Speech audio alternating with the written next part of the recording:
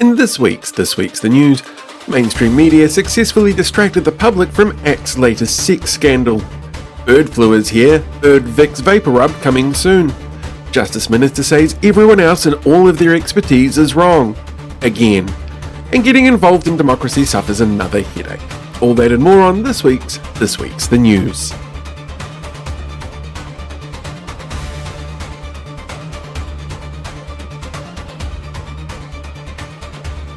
Hello there, kia ora, and welcome to this week's The News. I'm your host, Paul. Not the Paul that's been fawned over this week by media that seem to have suddenly lost all ability to think critically or remember the past. I'm the other one. Paul, the other one. The ACT Party this week swung into full distraction mode as former ACT Party President Tim Jago finally admitted guilt to his original sexual assaults that he was found guilty of in 2024 and pleaded guilty to another charge of sexual violation by unlawful sexual connection and had another 18 months on his sentence added. Jago was found guilty by a jury in August 2024 for 2 indecent assaults on teenage boys he mentored through a sports club in the 1990s and at the time was granted name suppression because it was successfully argued his naming would limit the ACT Party's ability to win the election in 2023. When concerns were raised directly by one of the victims to ACT Party leader David Seymour, seen here with convicted sex offender Tim Jago talking about how people these days just love to play the victim, Seymour referred them to an employment lawyer. Jago's sentence was slightly shortened after promising to pay $1,500 to victims, which he still has not done. The ACT Party seemingly has a history of concerning behaviour around sexual harassment. The most recent case only happened because of the media coverage of the first, giving the most recent victim enough belief in justice to come forward, and could have happened earlier if name suppression had not been granted and then extended for the ACT Party to be seen as electable. In 2020, Vice President of Young ACT, Ali Gamata, resigned her position, citing months of sexual harassment, slut-shaming and being ignored, and that the majority of women in Young ACT had experienced some form of sexual harassment from other members. Her resignation was followed by others shortly after and led to an internal investigation into culture that was never publicly released. Tim Jago was president of the party at the time the victims had requested help. ACT was also this week announcing Paul Henry as a list candidate after declaring last week their final tranche of candidates in a well-timed distraction that mainstream media seems to have fallen for.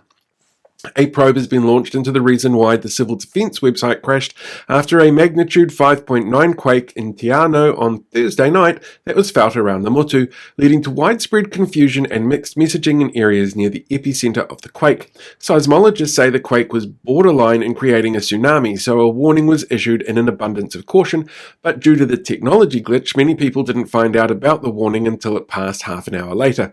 A NEMA official has stated it appears the crash was caused by a firewall issue, but a full investigation will be carried out and there is no evidence that the site was taken down when the mainframe was unplugged so Winston Peters could charge up his new Trump phone to read truth socials from his favourite president. The National Party has admitted the Labour Party and online commentators were right when they said National was misleading voters.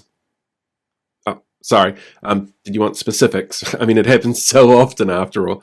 This time, it was around an admission that they could not afford to complete their promised roads of national significance and some would be postponed, or put into a phased approach as Transport Minister Chris Bishop, seen here performing the rite of Kali Ma, put it. Said Bishop, it takes time to get projects ready for construction with route protections like designations and consenting, detailed design and property acquisition all needing to be completed before main construction works can begin. Going on to add, we know that this is what Labour said about light rail in Auckland before we cancelled it and blamed it on them, but this is totally different. For the entire term, Labour has claimed that roads of national significance were not fully funded. This has been denied by the government until this admission. New data released under OIA shows former Transport Minister Simeon Brown, seen here enjoying being the most popular politician in the room for once because the bar is so low, with his drive to kill more people by increasing speed limits, has cost councils millions of dollars in replacing brand new speed limit signs around schools in 2024, at the same time local government minister Simeon Brown was demanding councils reduce wasteful spending. 5 of the country's most populous councils spent over $7 million to make ideological changes to speed limits around schools that transport safety experts called a surefire way to kill more children. One analysis from Auckland University showed the changes Brown reversed caused a 17% reduction in crashes on local streets, with reduced limits and a 7% reduction in high traffic corridors. Said Brown of the changes at the time, "Some of you will die, but that's a sacrifice we're willing to make to help a businessman get to his office 3 seconds seconds earlier in the name of efficiency. The Police Association has joined calls of social outreach groups and those working in reducing the harm of homelessness to raise concerns about National's Move On bill, with Police Association President Steve Watts adding to the chorus of voices that say this bill addresses the symptoms of rough sleeping but not the causes, while noting that police in fact already have powers to address disorderly and offensive behaviour, assault and obstruction, property damage and graffiti, meaning the only change this bill would create is to target homeless people for being visibly homeless in public. In response, Justice Minister Paul Goldsmith, seen here considering his employment options for after the election, claimed everyone else was being mean and mischaracterising the law, and that you just had to visit Queen Street to see people being stubbornly homeless in public, and that they should just access some of the 24-hour emergency transitional beds provided by groups like the Auckland City Mission.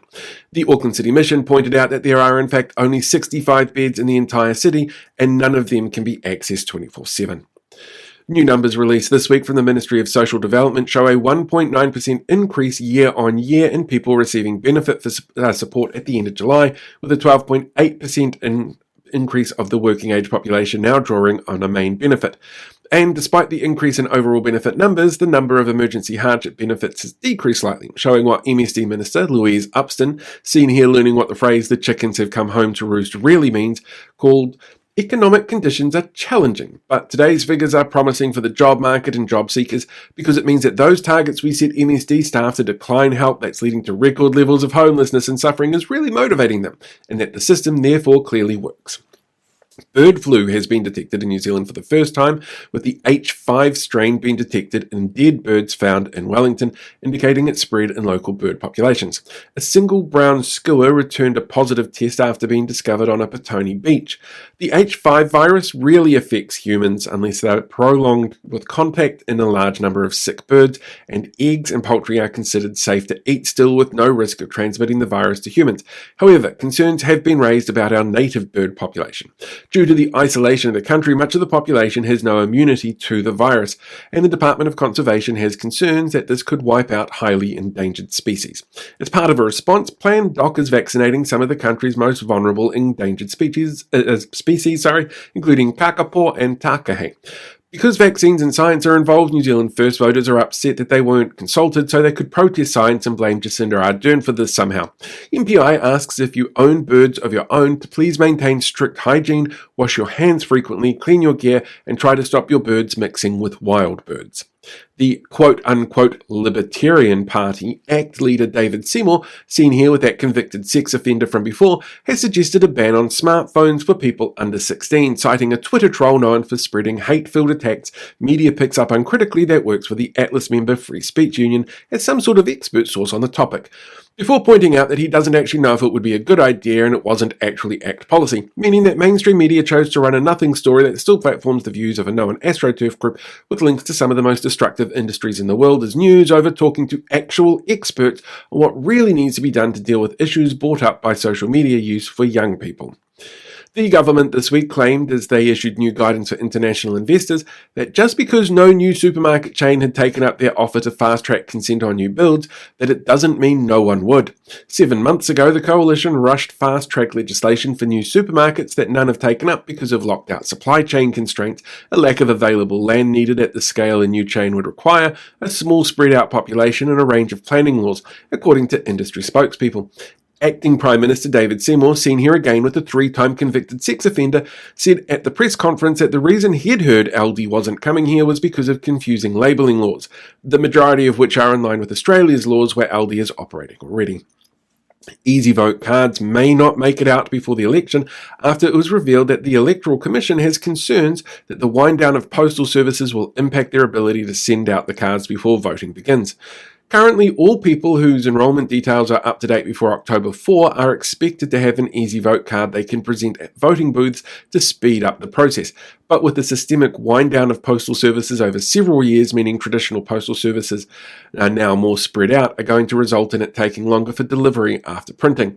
Said a spokesperson for the Commission, first we get used as an excuse to stop same-day enrolments that will impact thousands of people and make it impossible for them to vote. Then we get used as an excuse to extend the caretaker government rules, and now the infrastructure we rely on to hold an election is crumbling. It's almost like the government don't want to make it easy for people to vote them out for some reason. And finally, next week, the iconic Tito corrugated iron and dog will go under auction for the first time in a decade. Initially built as a location to sell wool, the three structures have become one of the most photographed in the country. The asking price is looking to be just over $2 million, and real estate agents from Bailey's have said that the massive interest in the buildings is the only type of ram raid that they want to see in the news from now on. And that's it for this week's news. Don't forget to check those enrolment details at vote.nz and check out information on the election at election2026.co.nz. We'll catch you guys all next week. Live long, prosper, be one with the force. Ka kite anō. Hey, thanks for sticking around till the end of the video. While you're here, why not hit that like button or share the video or even subscribe to the channel. You can even become a paid YouTube member so you can see things released in advance, you get access to some exclusive content, and like all these awesome people, you get to have your name at the end of the credits as well.